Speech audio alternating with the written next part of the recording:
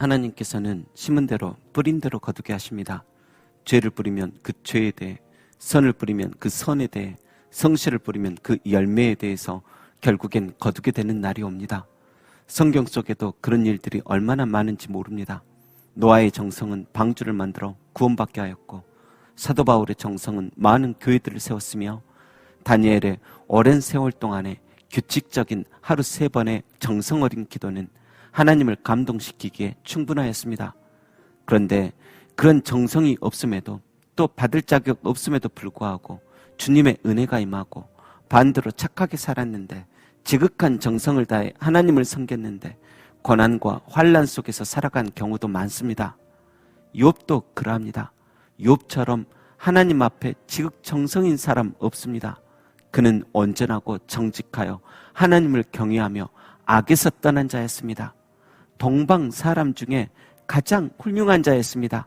인품으로 보나 경제적으로 보나 신앙적으로 보나 가장 훌륭한 사람이 욥이었습니다. 그런데 그런 그가 고난의 대명사가 됩니다. 뿌린 대로 거두는 것이라면 욥처럼 더 큰 복 받을 사람 없는데, 정반대로 무시무시한 재앙이 그에게 찾아와 버립니다. 1장 후반부터 41장을 넘기까지 참으로 긴 시간 동안 욥은 상상 초월의 고생을 합니다. 그런데 1장 6절에 보니 그렇게 된 배경이 나옵니다.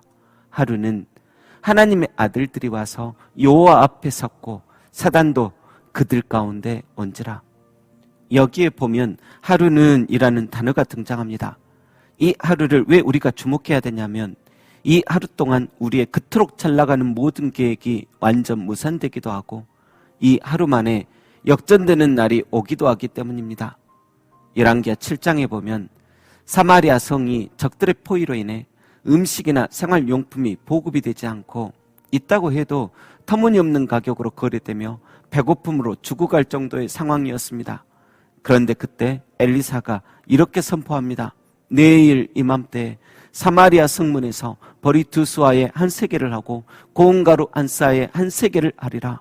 보리와 고운 가루 자체도 없고 전쟁 중에는 있어도 살 수 없을 정도의 고가의 보리와 고운 가루가 내일 이맘때 헐값이 된다니 얼마나 기쁩니까? 그러자 장관이 엘리사에게 어처구니가 없어 여호와께서 하늘에 창을 내신들 어찌 이 일이 있으랴 말합니다. 이 하루 동안에 절대 그런 일이 생길 수 없다 말하는 것입니다. 하지만 엘리사는 단호히 예언합니다. 네가 내 눈으로 보게 될 것이라고. 하지만 너는 그것을 먹지 못할 것이라고. 그리고 정말로 그 하루 사이에 그 둘이 다 이루어져 버립니다. 상상치도 못할 행복과 상상치도 못할 불행이 하루 만에 동시에 장관에게 닥쳐버린 것입니다. 그런데 욥에게도 이런 하루가 찾아와 버립니다. 하루는 하나님의 아들들이 와서 여호와 앞에 서 있는데 사탄도 그곳에 들어옵니다. 여호와께서 사단에게 이르시되 내가 어디서 왔느냐 물어봅니다. 사실 하나님께서 몰라서 물어보시는 게 아니라 여기저기 휘젓고 다니는 사단을 혼내는 것입니다. 사단은 욥하고 완전 반대입니다. 만족함도 없고 자기 마음대로입니다. 그런 사단에게 하나님께서 내 종 욥을 주의하여 보았느냐?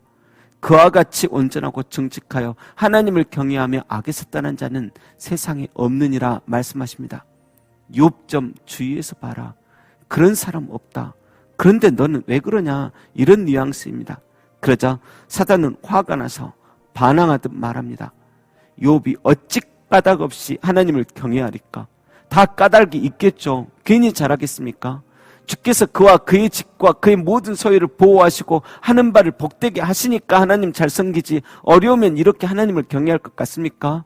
하나님께서 칭찬하는 욥도 그 세상적인 복을 제거해버리시면 그 사람도 틀림없이 주를 향하여 욕할 겁니다. 여러분, 그런데 이게 사단이 가진 성품입니다. 불평불만, 즐거워하는 자와 함께 즐거워하지를 못하는 삶, 잘하고 있는 상대방에게는 시기 질투, 꼴보기 싫은 마음이 올라오는 것입니다. 여러분, 우리의 이해 범주는 어떠합니까? 다른 이를 향하신 하나님의 통치를 인정하십니까? 잘 살고 멋지고 아름답고 믿음도 좋고 가족들도 잘 되고 웃음소리 가득하고 그들을 향한 하나님의 두루심과 보호하심에 우리는 화가 나지는 않습니까? 하지만 이제 점점 이것에서 자유해야 할 것입니다. 사단의 참소 같은 불평의 마음 내려놓고 다시 예수 그리스도로 말미암아 하나님과 어떻게든 다시 화평을 이루어야 할 것입니다. 로마서 5장 1절에 보면 그러므로 우리가 믿음으로 의롭다 하심을 받았으니 우리 주 예수 그리스도로 말미암아 하나님과 화평을 누리자. 여러분, 우리는 남과 비교해서 나의 화평을 찾는 자가 아니라 오직 우리 주 예수 그리스도를 의지해서 화평을 이루는 자입니다. 또 5장 3절에는 다만 이뿐 아니라 우리가 환난 중에도 즐거워하나니라고 말씀합니다. 세상에서 행복할 때, 은혜 충만, 응답 충만, 평안 충만할 때만 즐거워하는 게 아니라 환난 중에도 즐거워한다. 왜냐하면 환난은 인내를, 인내는 연단을, 연단은 소망을 이루는 줄 알기에. 여러분, 우리도 사단처럼 생각하기를 다 까닭이 있으니까, 이유가 있으니까 저렇게 열정적으로 하나님을 경외하겠죠, 예배하겠죠. 하지만 우리가 부러워하는 사람들도 가만히 보면 그들도 인생 살다가 사단의 참소에 말려들지 않았던 분들 없습니다. 하지만 결국에는 그 악한 말과 생각들 물리치고 한결같이 예수님만 붙들고 그리스도로 말미암아 승리하시던 분들입니다. 다 까닭이 있으니까가 아니라 환난이 인내를, 인내는 연단을, 연단은 소망을 이루어내서 그 기간 중에 오히려 더욱더 빛나는 믿음의 존재가 되어 복되게 서신 분들이 얼마나 많은지 모릅니다. 반대로 다 이유가 있으니까 저렇게 믿듯이 나도 안 믿는 이유가 이렇게 많아 말하는 분도 많고요. 그런데 그런 사람들을 향해 하나님께서 욥을 보여주시며 한 사람이라도 그런 변명의 말 할 수 없게끔 하십니다. 그렇다고 하나님께서 욥을 그 고난에 넘겨준 후 하나님은 저 멀리 다른 곳에 가셔서 우리를 관람하며 사단과 내기하는 게 아닙니다. 욥이 고난 속에 들어갈 때, 욥이 눈물로 기도하며 하나님 어디 계십니까 하실 때 침묵하셨다 해서 멀리 계시던 것 아닙니다. 하나님도 그 고난 속에 함께 계셨고 함께 아파하셨고, 하나님께서 원하시는 바는 하나님께서 욥과 함께 그 고통 속에 계시면서 고난을 통해 결국 욥처럼 고통 속에 있는 영혼들에게 구원하고자 하시는 것이 있는 것입니다. 하나님께서 우리 예수님을 고난 속에 넣으시고 십자가에 달리게 하셨고 죽음에 이르게 허락하셨을 때도 마찬가지입니다. 여러분, 하나님은 그때 저 높은 하늘 위에서 구경하고만 계신 것 아닙니다. 그 십자가의 시간 하나님께서도 함께 울고 함께 아파하셨습니다. 병들어 죽어가는 자녀를 지켜볼 때 내가 직접 병이 안 들었으니 나는 안 아파 할 부모가 어디 있겠습니까? 같이 아프죠. 아니, 더 아프죠. 그러듯이 욥의 고난은 그냥 시범 케이스가 아니라 욥의 고난을 통해 아버지 하나님께서도 복음을 증거하고 계시는 것입니다. 그 희생 속에서 외치는 부활의 복음이 있는 것입니다. 여러분, 까닭이 있어 잘 믿느니 아니요, 하나님의 피조물로서 마땅히 하나님께 영광을 돌려야 할 줄로 믿습니다. 어떤 분이 믿음에 대하여 이렇게 정의합니다. 믿음이란 내 방법을 끝까지 고집하기보다 나의 종됨을 인정하는 것. 믿음이란 설명되지 않는 것들을 설명되지 않은 채로 받아들이며 사는 것. 믿음이란 스테인드 글래스의 신비로움이나 종교적 집기들의 성스러움을 통해서가 아니라 고난과 실망과 환멸과 갈등과 낙담과 실패와 손해를 통해 무르익어 가는 것. 믿음이란 과거의 상처가 흉터로 남아 매일매일 눈에 띄더라도 하나님께서 그런 상처들을 통해 내 삶을 향한 그분의 완전한 계획을 이루어 가심을 바라보는 것. 여러분, 이런 믿음 가지게 되길 소망합니다.